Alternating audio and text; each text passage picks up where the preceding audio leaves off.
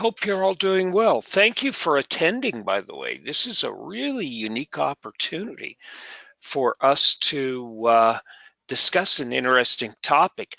You may think that the topic is misleading, but it really isn't. Let's go ahead and talk about this.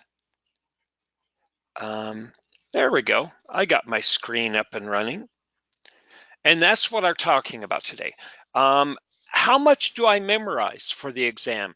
How am I going to memorize all these things?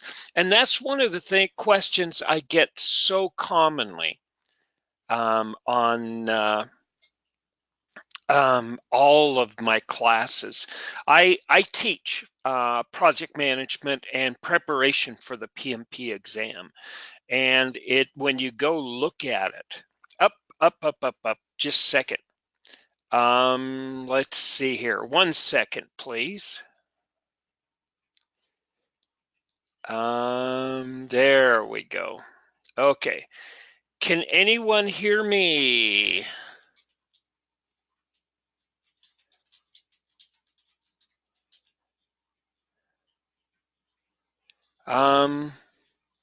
Can anyone hear me?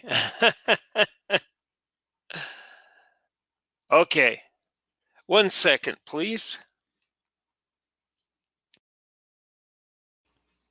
There we are. That should work. Let me see here. Just a second here.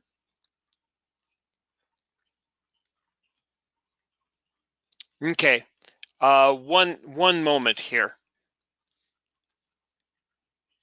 I just want to make sure that everything is working real quickly. 1 moment here. Oh, okay.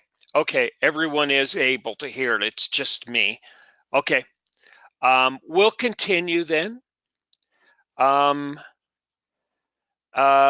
go through this. Okay, so when I teach project management and people are preparing for this exam, they ask me, how much do I memorize? What do I need to memorize? There's too many facts and figures. There's too many formulas.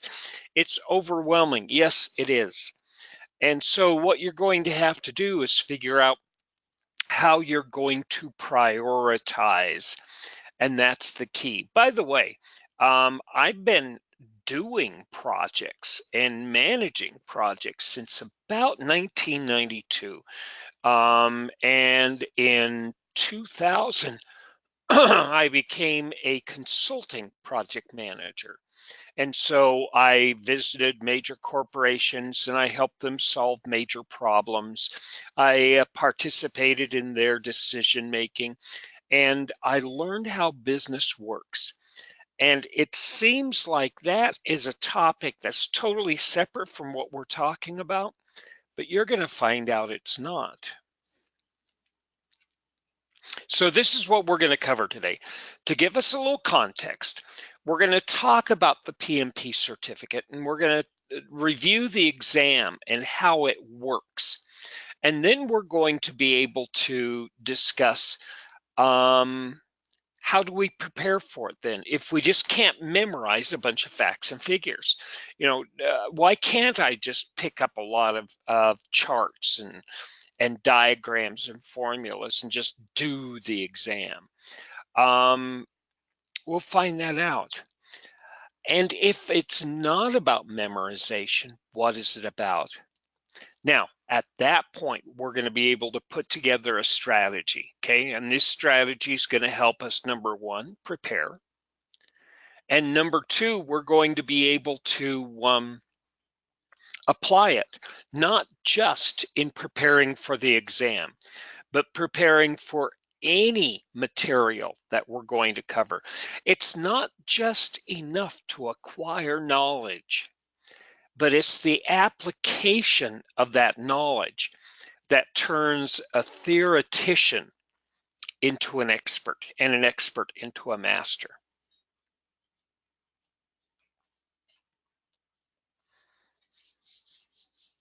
The PMP certificate is the credential that actually says you're an expert and you can solve problems in business. You can manage projects, you can manage schedules, you can manage risk, you can manage quality, you can manage people, you can engage stakeholders. That's what the exam demonstrates and the certification, okay? It also shows that you've been doing projects for a while, and this is a key. If you want to take the exam, you need about 2,500 hours in leading and directing projects. Now, if that was your job, 40 hours a week, in 2.25 years, you would have enough hours.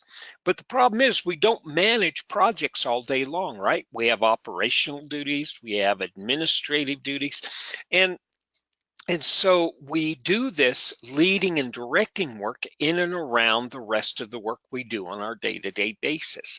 And this actually is what is measured, and this is what allows you to take the exam. Number one, you've had some formal type of training. Number two, you have a demonstration that you've been doing this work. And number three, you are ready to step up and prepare. That's what it's all about, okay? Now, the PMP credential is the primary credential today that's recognized as demonstrating that you are a project management expert. There are many others, and they're just as valid, like Prince 2. Prince 2 is aligned with the same international standard that the PMP is. There's virtually no difference, and they look at different aspects of managing projects, and that's the only difference, but they're still equally valid. If anybody wants to have a discussion about comparison and contrast, we can do that. We can also talk about economic value too. But today we're talking about the certificate and certification. Now, in order to become certified and be able to attach that PMP to your name, you need to do some things. First of all, you need to apply. You need to demonstrate that you have experience, and if you have a college degree, you get to demonstrate you have 4,500 hours. You have some formal project management training you have to demonstrate you went through. And you're going to need some references, just like you have a CV. PMI actually does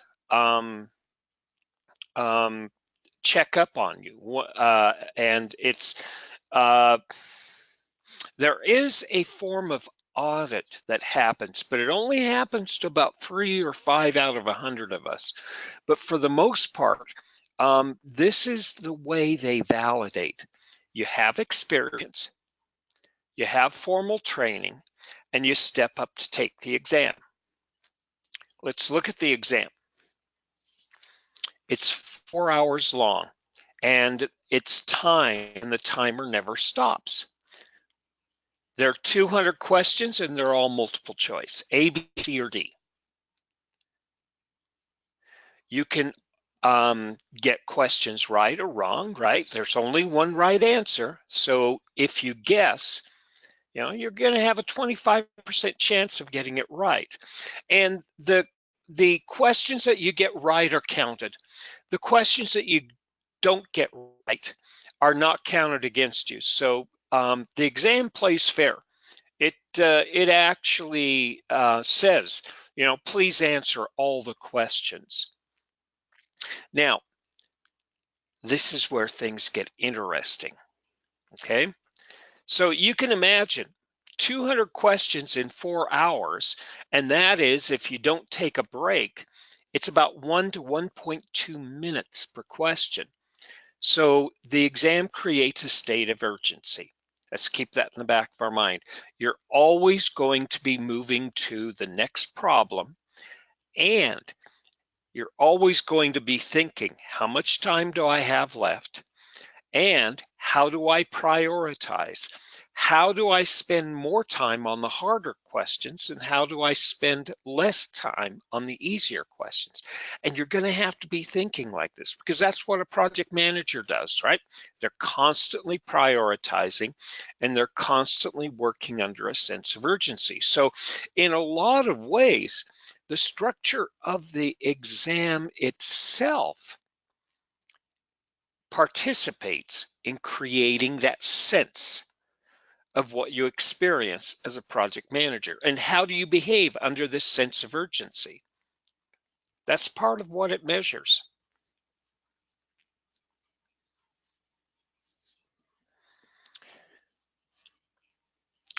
So the exam creates a sense of urgency. It moves you from issue to issue to issue, crisis management plus analysis and review plus decision making plus engaging and communicating, just like a project manager's role. Interesting. So here's how the exam works. It doesn't measure whether or not you know the knowledge. Well, it does. It does. And memorization plays a role in preparing for this, okay? You have to know things. However, it looks at your response and behaviors. It creates a scenario, and then based on the question it asks what's the best answer. It looks at problem solving. It looks at how you analyze and assess for a certain set of problems. Do you know what the best thing to do?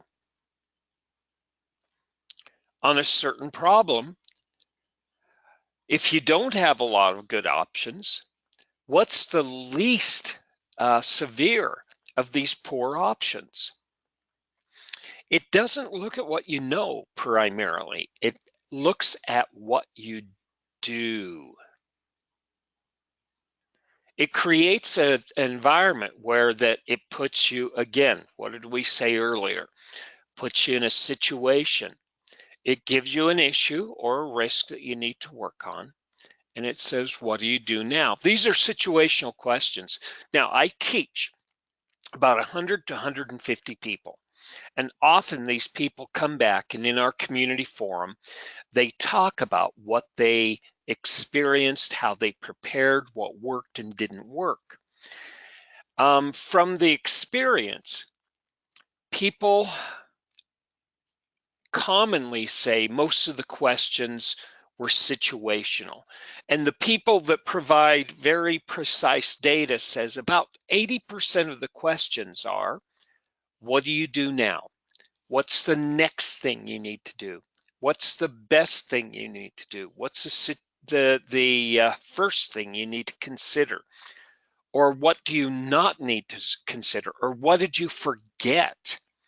And this is how it actually measures. It doesn't just measure, do you know the facts and figures? What it measures is, do you know how to change those facts and figures into actions, right? Now, let's give you a little background here on the questions. There's 3 parts to each one of these questions, and it really helps based on, my students' responses.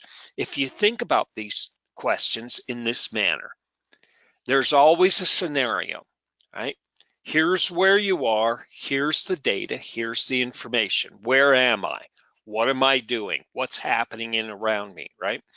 And then there's something called the real question. Often the scenario does not have the real question. And this is a problem, right? You're misleading. If you're reading a question real quickly, and here's the scenario, and the question is on another topic, you're not going to get the option right. So there's a lot of attention to detail you have to apply. In that 1 to 1.2 minutes, you have to be reading quickly but effectively, and you have to be able to discern what's the difference between the scenario and the real question. And then it's going to have 4 options. And the 4 options, some of them may be really different. Some of them may be almost identical. So you have to look at the variations or the variances between the options too. And that is how you're going to prioritize. So we're looking for patterns. We're looking for things that actually set out, what am I supposed to be looking at?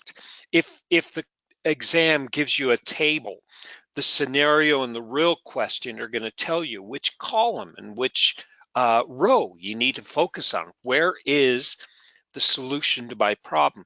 And then comparing that to the four options and the variations, you will close in on the right answer. This is what we call psychometrics. It doesn't measure your knowledge per se. It measures how you apply it in the role of a project manager. It puts you in the seat of a project manager's chair in each and every question, and it asks, what do you do now? What do you do now? What do you do now? What do you do now? Okay, so we now know how the exam works. And we all know now what the exam tests and how it tests. Now we can start to see why memorization is not the primary key. Okay, it's good. Memorization is good, and it's a foundation, but it's not just the foundation, it's the application. If memorization was the focus, I wouldn't have to go down on the mats with the instructor when I'm studying martial arts. I wouldn't have to pick up a musical instrument. All I'd have to do is read a book, right? Memorization is the foundation and it's a start, but it's the actual exercise of applying this knowledge that prepares it, okay? Like the first bullet says, it gives you the tools, it gives you the context. It shows you what you're supposed to do. Now, there's 3 documents that PMI or Project Management Institute provides in order to help you prepare. There's something called the Project Management Body of Knowledge, or the PMBOK. It is a body of knowledge, and it's aligned with International Standard 21500. It is good practice.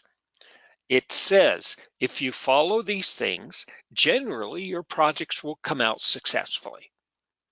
Okay, so you have a bunch of process and procedures, right? You have some guidelines and recommendations. So you have this going on. And then PMI provides you an exam content outline, okay? This content outline actually talks about the tasks a project manager generally performs. They go about their day. They talk to people. They make decisions. They send out emails. They analyze. They review. They go to the experts and they decide. They go to the sponsor and they recommend. And so these tasks actually line up with the project management body of knowledge. Project management body of knowledge gives you everything you work with as a project manager, and the tasks are the duties you perform. So they go hand in hand, right? There's a third document that you work with. It's called the Code of Ethics, which is the right and wrong way of doing things, right?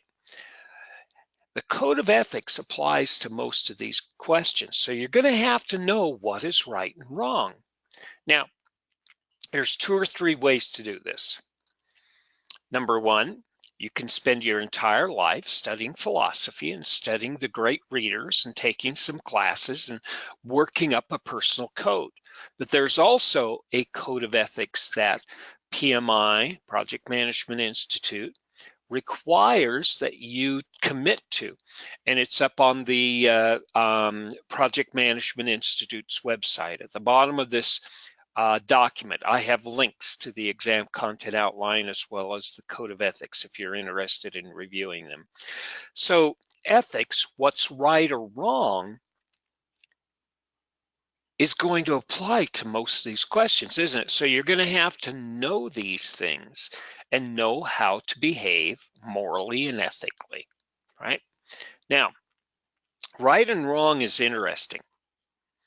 It's not something like rules and regulations. Well, that's part of it.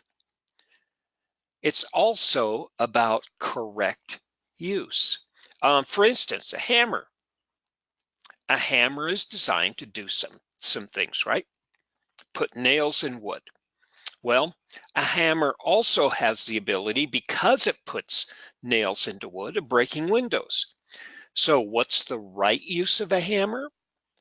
Putting nails into wood. And what's the wrong use? Breaking windows. It was made for one thing, but it can do many things. Now, people are in this manner like hammers. We're made to do things. If you've not invested time in studying morals and ethics, the Code of Ethics is a good start. And if you are going to be moving into leadership, I would recommend that you start looking at this, what's wrong or right. Because again, these are not made up things. They're not like, we came out with these out of the air. No, they're actually collected and analyzed and reviewed over thousands of years, not hundreds, thousands of years. What's the right thing for people to do? And a lot of these experts over the last few millennia have decided there's a few things that are the right things to do. Number one, use our intellect, analyze. Number two, work as a group, right? We are much stronger as a group than we are as individuals. So there's right or wrong use of these things we call humans. This applies to the exam, okay? Now, I've painted a broad picture, and let's come back. So it's the application of this knowledge. What's right or wrong? What are the tasks a project manager generally performs? And what are the things and tools and skills that help a project manager get work done that makes project work successful? And that's what the exam is measuring. So you're going to be doing a little bit of memorization, and the question changes a little bit now. What do I need to memorize? What do I need to focus on? I don't want to just spend the next 20 years learning everything. I want to pass this exam within a few months. We're going to look at that and figure out how to answer that question in a bit. But it's not just memorization, but the application. How do I memorize how to take this knowledge and use it to solve problems? Crisis management, risk management, management to what we call ambiguity. You can't figure things out. What do you do?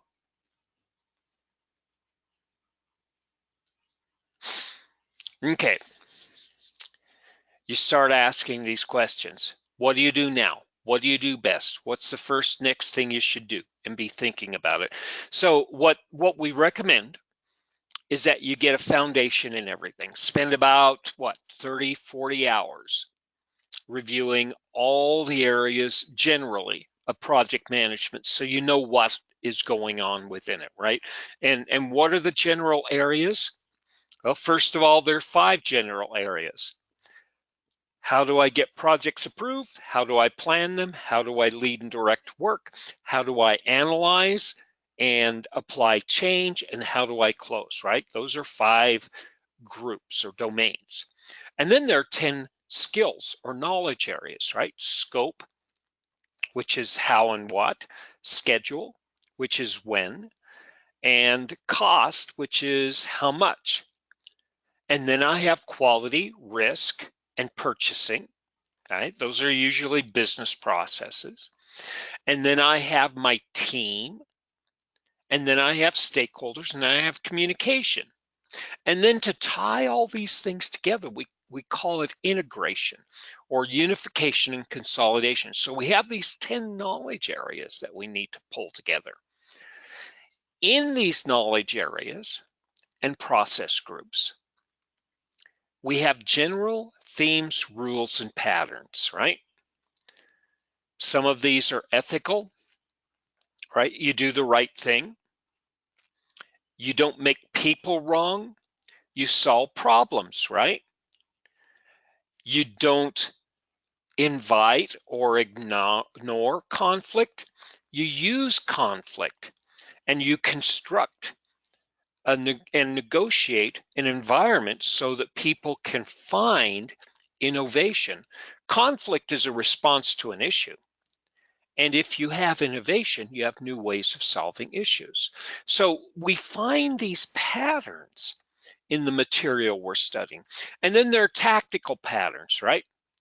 What happens when a risk you didn't identify pop up? Okay, yeah, and we find these. And strategic.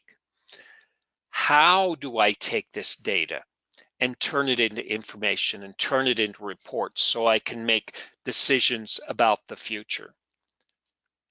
And there are other patterns that we observe too when we go through this material, and we spend this week just reviewing all the content and the material.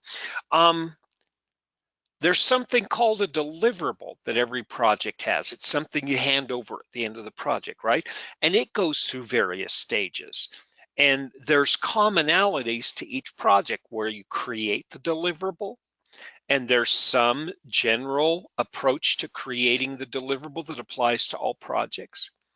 And then you do some quality analysis, right? Is everybody doing the work correctly? And then you do some scope analysis. Are we completing all the work? And then there's some formal approval and transition of the deliverable at the end. So there's these patterns and these large arcs that occur across the whole material. And then there's change, general change. How do we approach this, right? What do we do when there's a change that's requested? Do we just apply it, or do we need to perform some type of analysis? And how do we know who makes decisions on these changes? And how do we know whether a change is a good thing?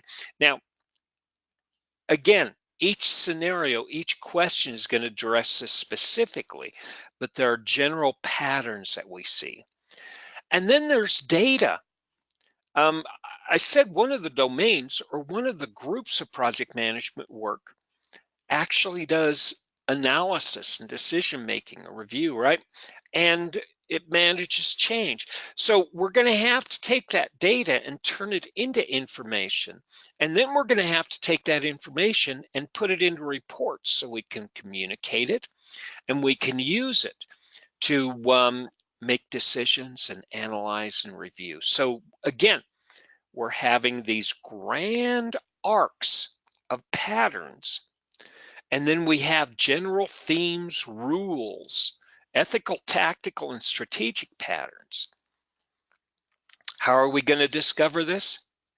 Lots and lots and lots of practice questions.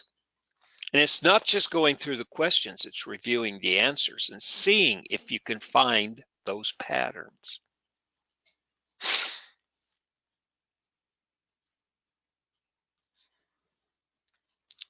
It's not enough to just go through the questions. If you're a project manager, you're going to actually look at your response. We'll talk about why this is important in a few minutes. So, how does this all work together? First of all, this is what all my students recommended. I started looking at this about 10 years ago after I started seeing patterns in my students. It looks like about an hour a day of effort is enough for you to keep all of this knowledge that you need fresh in your mind, okay? And it seems that sitting down as if in the real exam gets you comfortable with the sense of urgency that the exam has. And the exam is really unique in many ways. One of the ways is that you're not allowed to take anything in with you into the exam room. What they're going to do is you go into a local center that's local to your community, and once you check in, they're going to have you lock all of your personal effects away in a lockable cabinet, and they escort you after checking things, and they sit you down at a desk, and you're given paper, pencil, and a standard or a simple calculator, and that's what you have with you to solve those 200 questions. And so you can assume that that's probably the best way you can prepare. I wouldn't recommend that you time your questions when you start this. Okay, it's good to capture that data, but it's better to create good habits first and actually get comfortable with the routine of going through the questions. And when this becomes somewhat automatic, then you can start worrying about your timing. Am I finishing questions within a minute or 2 minutes, and those type of issues. Okay, this is where things get really tricky. You're not going to get the options you want. For instance, if there's an issue, the first thing you want to do, and this has to do with ethics, is go to the source. Where is the issue coming from? And you want to collect information. It's not to apply blame. That's not right. It's to figure out what the real story is and collect the data so you can make the right decision. And often it's the people closest to the issue that have the data you need, so you can't isolate them or alienate them. But the problem is, a lot of these questions have this, here's the issue, but it doesn't have an option where you go to it. So that's off the board. Now, what do you do next? See, a lot of these questions don't have the best solution, so you have to work with what you have. Again, this is the life of a project manager. Also, some questions have options that are all correct. A very common pattern we see in these exam questions is you have an issue that you're resolving. Do you go to the sponsor or do you go to the team? And the answer is both of them. What you have to do is determine, am I trying to solve a problem? If I'm trying to solve a problem, I go to a team, but I go to them first. Am I recommending a solution? If I'm recommending a solution, I go to the sponsor because they're the primary decision maker. So it's not just selecting the best, it's prioritizing based on the scenario and the real question. You're going to see patterns in some of the best practice questions you have where it's really easy to eliminate two options and you're left with two others.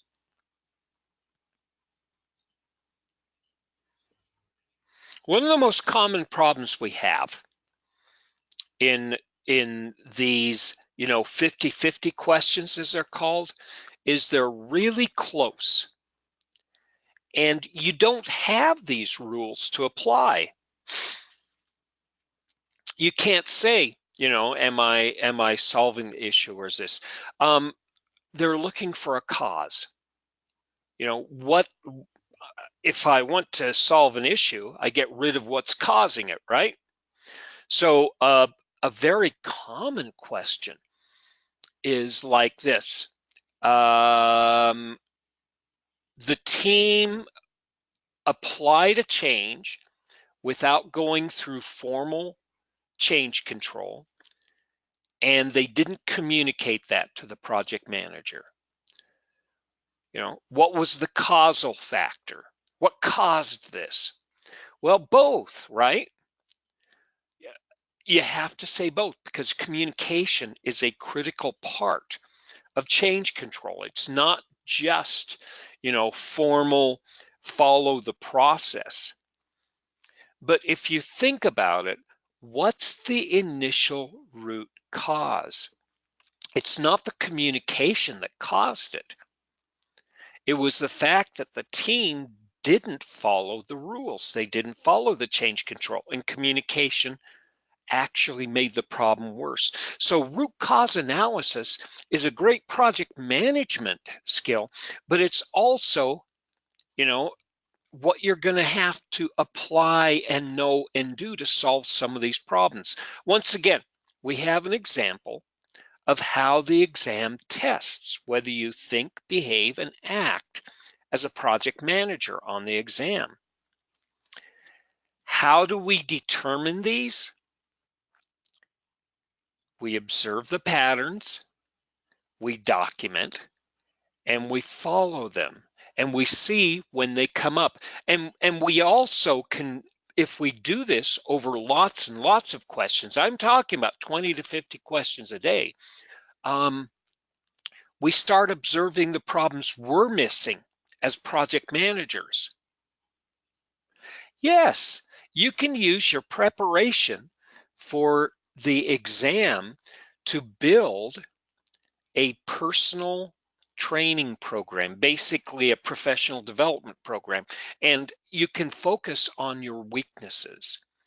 And that's what we recommend on preparing for the exam.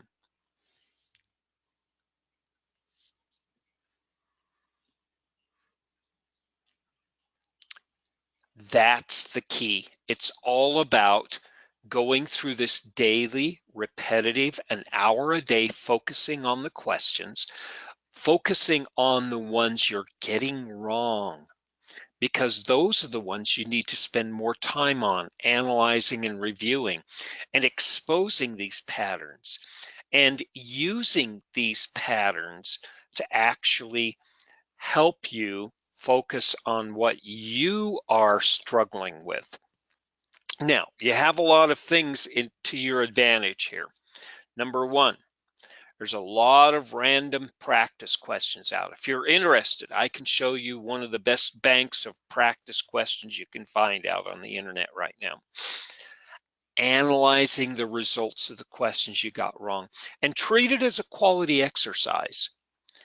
When I say quality, I mean doing work correctly, which is removing defects. You don't make more quality, you remove non-quality, which is incorrect work or defects, right? So you're looking at the questions you're not doing correctly. You're getting wrong, finding out the discrete patterns that you're looking at. And then after you start seeing those patterns, they're going to start pointing to you where you need to study next. What are you getting wrong over and over and over again? This is going to tell you where you need to focus in the exam content outline, the code of ethics, and the PMBOK. And if you aren't finding the answer, find those communities and forums where people are asking these questions of each other on a daily basis, because I'm willing to bet that you're strong in areas where other people are not strong in areas. Other people are strong in areas where you're not. If you can find where people are actively talking about this, you can actually do some peer review and analysis and help each other. There's also another thing to consider. Anyone who is submitting an application or has a PMP is committing to the code of ethics, okay? And I'll show you where that link is. And so you're going to commit to this code of ethics, but everybody who has a PMP is committed to the code. And part of the code is promoting project management, which means helping you. So anybody with a PMP has committed to and is obligated to helping you crack these things that you're struggling with. So find the experts, Find the people who are good at explaining not just what's going on, but why that has to be the correct answer and why the other answers cannot be correct. And it's going through this over and over and over again, where you're going to start seeing not just the patterns in the problems, but the patterns in the answers. And that's where you're going to start getting the light bulbs going on. Okay. Now, this is going to be a lot of intellectual and emotional struggle, and a lot of people feel emotional frustration through this. Good. This is a signal to you. If you feel frustration, that means you're putting forth effort and you care. And if you care, you're going to put more time into this and you're going to get your credential. It seems that frustration is a great hindrance, but it's not. It's actually a flashlight that's pointing you the direction to your solution. Don't be afraid of it. And when you're frustrated, bring those problems to the people you know who are the experts. Where do you find these people? On the places on the internet where we talk about project management and preparing for the exam. In the communities, Project Management Institute has local chapters, and there's people who've dedicated their free time to helping people like you, mentors and mentees who work within that chapter, and they'll help you solve these problems too. They often get credit to retain their PMPs when they're helping you. Isn't that nice? Yeah, PMI does reward us for helping people. So you see how all this is coming together, okay? If you want to prepare for the exam, you want to do a review of all the content. You want to go through and find as many banks of questions as you can. Spend about an hour a day practicing as if in the real exam and on the results of that. Then you can actually focus in on what you need to study. Now, you notice that I highlighted random there. In the process of this, you're going to get a lot of things right. You may not need to study that for the exam. Also, you may forget it. And that's why you need random questions, because every once in a while you need to check and validate that you still remember these things you got right a few weeks ago. So the banks of questions should actually test all of the knowledge on a regular basis. And that way it will give you an effective response as to where you personally need to study correctly. Now, think about this. I have observed that if you do this on a regular basis, about 5 to 8 weeks after daily preparation, you can actually be ready. You have enough knowledge to pass the exam, and you've had enough repetitious experience to prepare for the exam too, right? It's like, okay, I feel comfortable. That comfort that you feel sitting down an hour a day preparing for this exam is called confidence. If you experience getting 80% correct through your practice, what are you going to think you're going to get when you sit down on the real exam? Yeah, you're going to get it. You have a reasonably high probability. And that's what confidence is. It's using your previous experience to be able to forecast a generally accurate outcome, and that's passing the exam. This is what my students have taught me. I'm not a smart person, okay? The only reason I'm smart is I listen to a lot of people around me, and I've had the honor to teach almost 7,000 people. This is what the key is right there. Okay. Now, we're here to help you. Everyone is here to help you. Anyone with a PMP. I've made this my life work. I've seen the direction that business has gone in the last 20 to 30 years, and I've seen a lot of people like you who are thrown into a job as a manager. And primarily, I want you to prepare for the next 20 years. And I think I have some things that are going to be making it much better and easier for you. But along the way, getting your PMP is a great step because it creates that foundation of doing right or wrong. How do you treat people in a work environment? What's the right or wrong way? How's the decision work? So as you're getting your credential, you're becoming strong, not just as a project manager, but as a business manager, as a manager and leader of people. The new version of the PMBOK, the new version of the exam content outline, the code of ethics are actually speaking not just how to be a good person in a work environment, but a leader and what's right in leading people. And if this is what you want to talk about, this is what a lot of the project management classes end up talking about, not just passing an exam, but how do I prepare to be a leader? How do I prepare to not just having a career with more money, but fulfillment? Okay, that's what I have.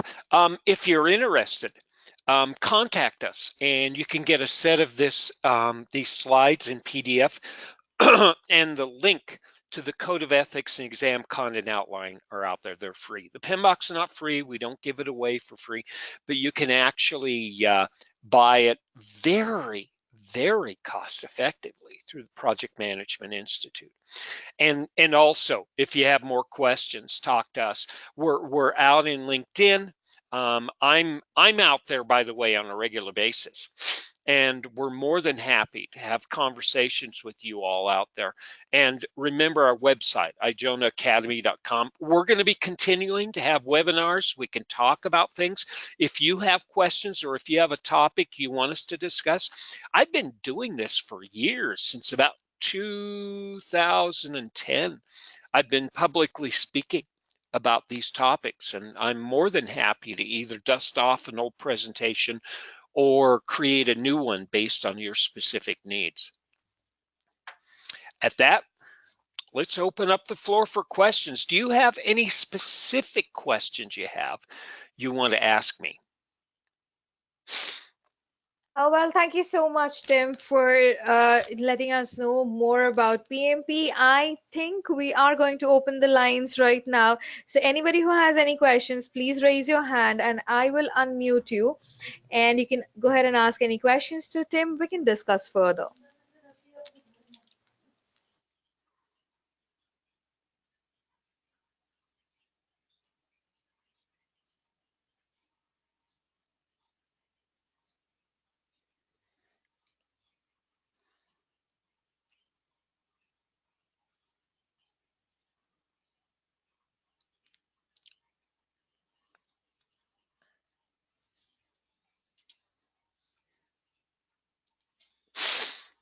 One of the questions while we're waiting, everyone, one of the questions that people have on a regular basis is that they've heard that there are changes to the exam. Well, yes and no. I'm going to show you the Project Management Institute's website. This is pmi.org, pmi.org. And if you go to this, you can find a lot of your questions answered over on the certifications tab underneath the PMP page. This is where you're going to be applying, okay? There's discussion here about the update to the exam. Okay, the questions are not changing. The PMBOK is not changing yet. It's due to change in about 2.5, 3 years. What is changing is the exam content outline. So the exam is not going to change. What's going to change is the focus of the question.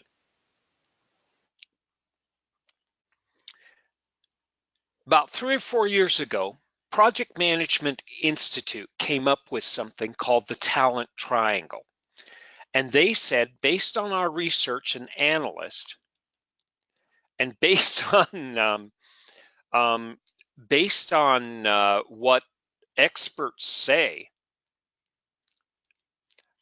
we need to change as project managers. We can't just think about scope, schedule, and cost. We have to think about leadership. We have to think about what's the right or wrong way to lead people. What does a leader do? Your managers generally are just like you. They may or may not have formal training. They may or may not know what a manager or a leader's supposed to be doing, and they're just doing the best they can. And what we're having to do is prepare people like you for what good leadership is. Now, we've been teaching this in universities for a couple centuries, and we generally have some good material out there, and it's getting better. In the last 75 years, we've learned so much through the science of business that we actually have a lot of that built into our project management training already. And then there's something called business management. Now, projects are unique and time bound, and they're a way to control change, and primarily they control change within a business environment. So you can assume that if you understand a business environment, it's easier to understand how to control change in and around it, right? So PMI said it's not just leadership we need to focus on, it's also business and strategic management. So what you're going to find is a different mix of questions. And let's get this correctly, okay? Let's see here. Up until now, and let me change the color of my pen. Up until now, these are the areas of the questions that primarily we've been looking at. And there have been a little business questions, and there have been a few leader questions. And now they're more balanced. That's part of it, okay? Another part of it is, of this mix, on top of that, we're going to have to look at Agile,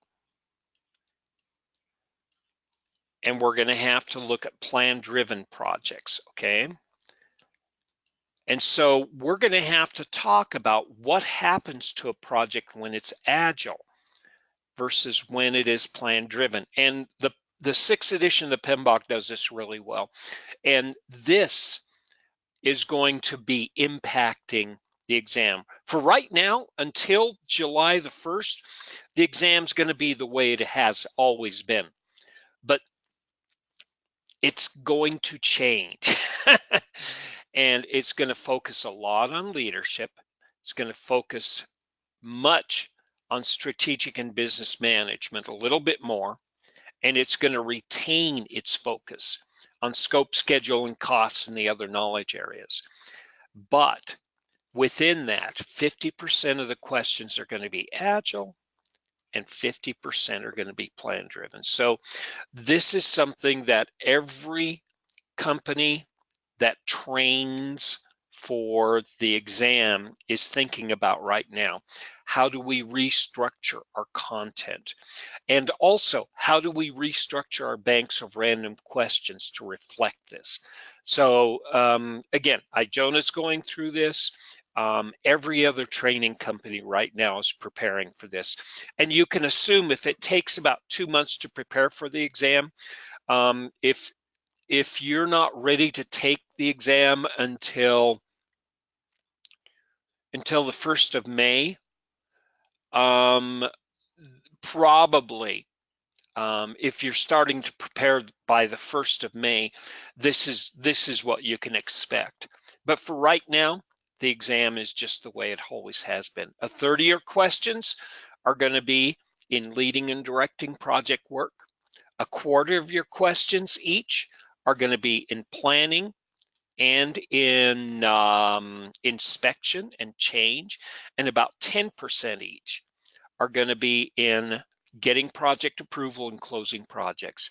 And then it changes in July. That's the big thing about how this is changing. And it is a huge statement. We can talk more about that if you're interested too. Okay.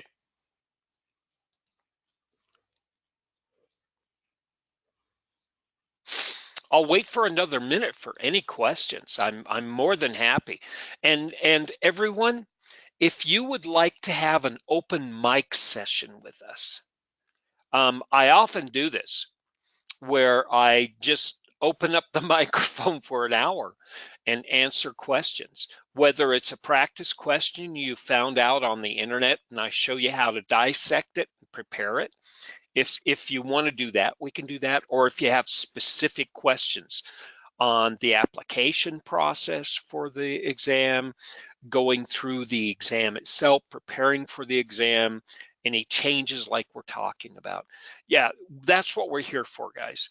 We're here primarily to help you prepare for the exam, but actually, we're here for you to prepare for the next two decades.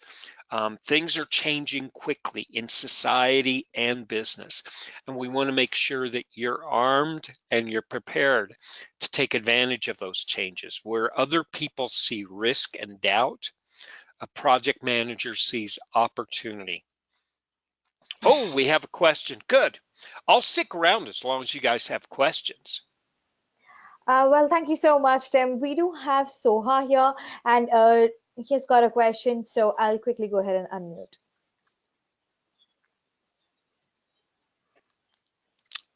Good day, Sohan. Hi, good day. Can you hear me? Yes, indeed. Hi.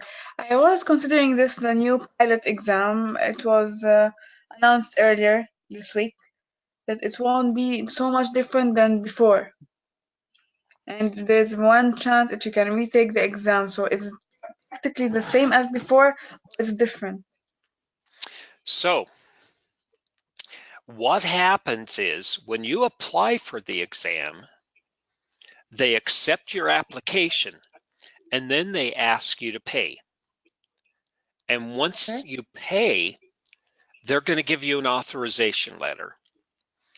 That authorization letter says you have 1 year within which to schedule and take your exam. Now, if you were to not pass the first time, you can take it 3 times within that year, and then you have to reapply. There is a cost break, okay? It's much less costly to take it the second and third time. But let's just think about if I didn't pass the exam the first time, I would have to think right now and think about the mix of questions, not the questions themselves, but what types and categories of questions I would need to be taking. And then I would actually say, okay, before it changes into July, here's the ratio of questions. And let me show this to you just to make sure everybody understands exactly what we're talking about. Here's the exam content outline as it is now. Let's see here.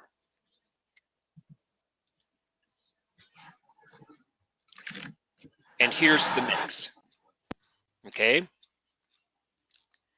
Okay. There we go. About a third of the questions are leading and directing the team. So you have leadership in there, you have your business acumen, and then you have the project management skills. And then you have about 25% planning and 25% monitoring, controlling, and about 10% each initiating and closing. Okay, I'm going to leave this open. And we're going to go back and look at the new exam content outline. Yes, they've actually left this up. And this is what this looks like. This is what it's going to look like. The questions won't necessarily change, but what they are going to change is about 40% of the questions are going to be on people. Leadership, that's your leadership component. The process, which is about half the questions, are going to be the regular knowledge and skills that everybody prepares for. And then we have about 10%, which has to do with business acumen. Frankly, right now, about 3 to 5% of your questions are what we would call business and environment. Now, this is what gets really interesting. Okay. About half of the examination will represent predictive project management approaches, which is plan-driven, which is traditional, and the other half will represent agile or hybrid. Let me show you something about the PMBOK. This is a 6th edition, which you're going to use. Okay. If you actually look at it, and let me open up my copy, Sure. the PMBOK spells this out really clearly. Let's see, where are we? I apologize for this. I should have No, had take this your time. prepared. It's very informative. Take your time. Well, this is I'm on my honor to be able to answer. Somebody has to answer these questions. I'm on my honor to actually answer this for you. Like I say, if I dedicated my life to this, I better have this and be ready to talk about these things. There we go, page 665.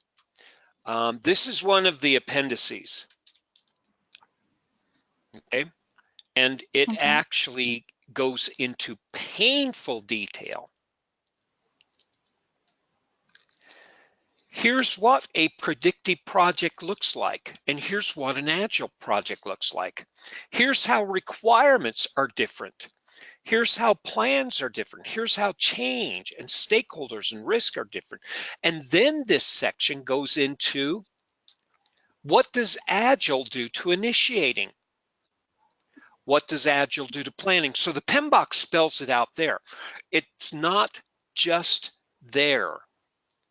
If you go into each knowledge area, it has considering agile. And let's just look at scope, okay? And we'll go over to scope management here real quickly. Let me see where it is. Pulling up my page numbers. Agile and scope is over on page 133. Now, this is 10 knowledge areas, and the PMBOK does this for all of it. And if you look,